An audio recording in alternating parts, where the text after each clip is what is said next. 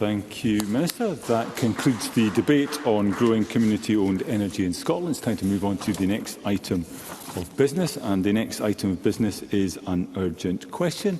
I call Patrick Harvie. Thank you, Presiding Officer. To ask the Scottish Parliament corporate body what its response is to the open letter to the Presiding Officer signed by cross-party MSPs and staff regarding the interim position on the use of facilities in the Parliament building. Christine Graham. Thank you very much, Deputy Presiding Officer, and I thank Patrick Harvie for raising this question, because it's important that the SPCB, for whom I speak, has the opportunity to set out the rationale for this collective and cross-party decision, and to provide assurance that it's committed to offering an inclusive experience for all of those who work in and visit Holyrood. Whilst we've been made aware of the open letter's existence via media reports, we have in fact only just received it this afternoon, and so the SPCB has not yet had a chance to consider it. We will of course consider the letter and will be happy to provide a response. In the meantime, the SPCB, having considered this sensitive issue, I'd like to make the following general points, if I may, in response to Mr Harvie. Firstly, the SPCB remains deeply committed to providing a welcoming and inclusive environment for all those who work at and visit Holyrood. That includes those in the trans and non-binary community, as well as those with other protected characteristics under the Equality Act. In fulfilling its various roles and responsibilities, the SPCB must balance the needs and requirements of all those with a range of protected characteristics under the Equality Act. It must also take all necessary steps to ensure the Parliament complies with its legal responsibilities in a timely manner. As stated by the EHRC, the law, as set out by the Supreme Court, is effective immediately, and those with duties under the Equality Act 2010 should be following the law and looking at what change, if any, need to be made to their policies and practices. The SPCB has for many years provided a wide range of inclusive facilities at Holyrood, including gender-neutral facilities. In light of the Supreme Court ruling, our advisers have considered an interim stance, and I emphasise interim, which supports the SPCB to continue to meet its legal responsibilities and to do so in a way that provides clarity and is inclusive for all of those using our facilities. A detailed equality impact assessment was undertaken, assessing the impact on each of the protected characteristics, and was published, together with the SPC paper, as part of the interim stance.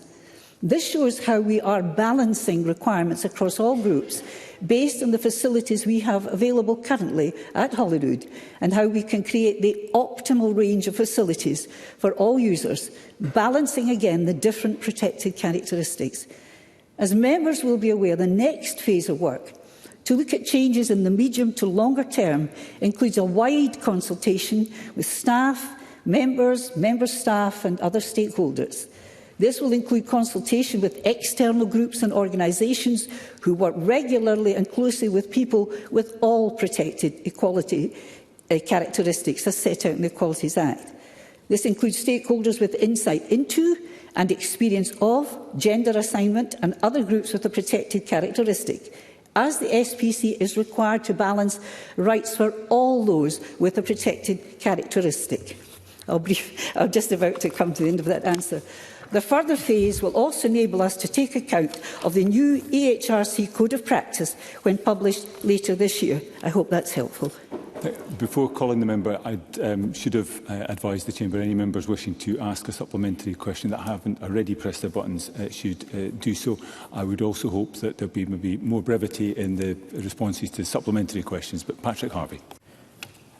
The cross-party letter, which has been published online, has the support of 17 MSPs from 4 political parties and 31 members of staff, expressing serious concerns about the decision that's been made recently and drawing attention to the comments from Lord Sumption, former Supreme Court judge, who said that the Supreme Court's judgment has been misunderstood. In his words, it's important to note that you are allowed to exclude trans women from these facilities, but you are not obliged to. So in making the decision to take this exclusionary approach, I am concerned that the SPCB is risking taking us back to the breach of human rights which existed prior to the creation of the Gender Recognition Act in 2004, and a position that just as little as 10 years ago was the obsession of the extremist fringe of the US Republican Party. Presiding Officer, it is not enough to use words like inclusive experience and welcoming environment.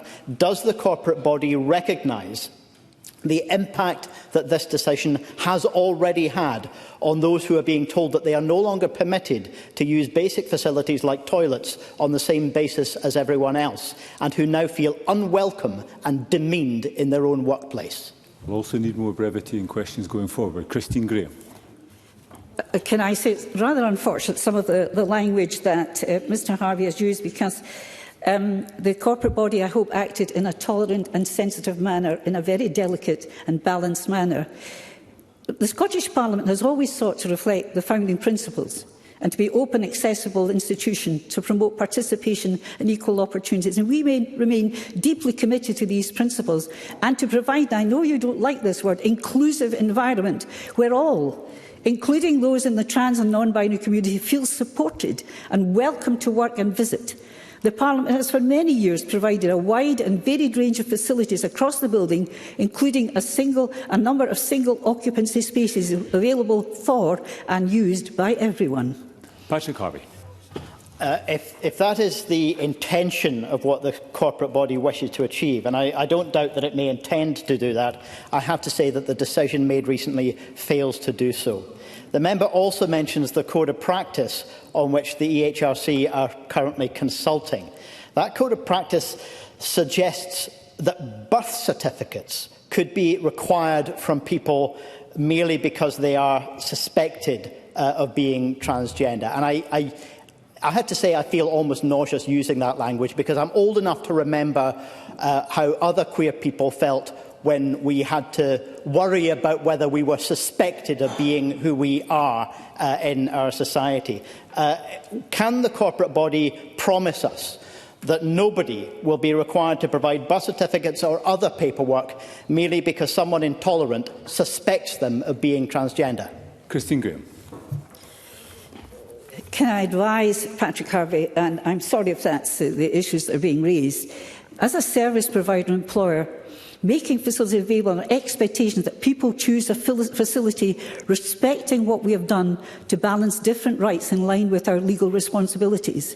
Our staff are always able to provide advice on the facilities available in Holyrood. Like other public sector bodies, and I can assure them this is not going to be policed by the corporate body, but like other sector bodies, if we have a complaints process which staff can advise on, which is also set out on our website for those who wish to complain, and which we will consider. But we are certainly not monitoring the use of public facilities as a corporate body. We have a number of supplementaries. I hope they will be suitably brief, and the responses likewise. First, Eleanor Whittam. Deputy Presiding Officer, I know that this guidance would have been drawn together with the desire to comply with the recent Supreme Court ruling and with the best of intentions, but it has created a degree of segregation that we have not experienced under the existing Equalities Act. Can I ask how the Scottish Parliament corporate body intends to resolve a situation where trans and non-binary people are reporting that they feel excluded from their nation's Parliament? Christine Graham. When I refer to complaining, that goes for complainers of all characteristics. So there is nothing in here that will take away from the rights of anybody entering this Parliament. We await the full guidance from ECHR into what can and can't be done. This is simply interim.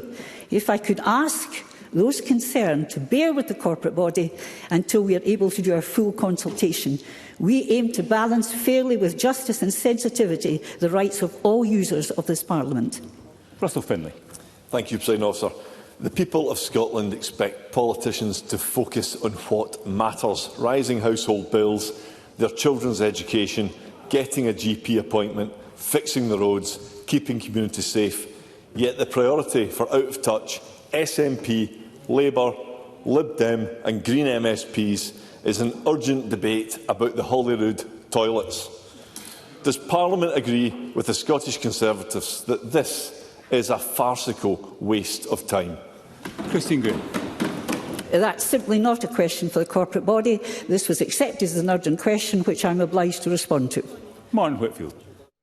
Very grateful, Deputy Presiding Officer. To ask what consideration was given between the difference between the facilities that are available to the public and the facilities that are available to members of parliamentary staff, but also staff employed by MSPs.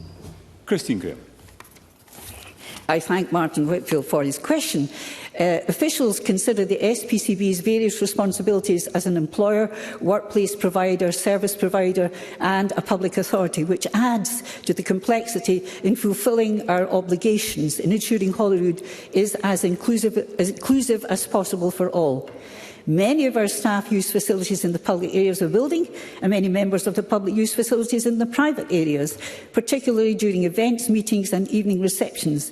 The SPC's interim stance, as set out in the EQIA, seeks to balance these different requirements. Alex Cole-Hamilton. Thank you, Presiding Officer. Christine Graham suggests that this decision has been taken on the need to balance the legal responsibilities of the Parliament as it pertains to the Supreme Court judgment. But as we've heard from Patrick Harvie, former Lord Justice Sumption has made it clear that there are no legal responsibilities for this Parliament. In fact, he said judges did not take a side and not provide an obligation to create single-sex spaces. It is a matter of choice for institutions. The EHRC have been challenged on how they will police this. We've heard about the use of birth certificates. I understand the SPCB don't expect this to be policed, but others may. Can I ask that no parliamentary staff member will be put in the position of having to challenge a toilet user in the future? Christine Graham.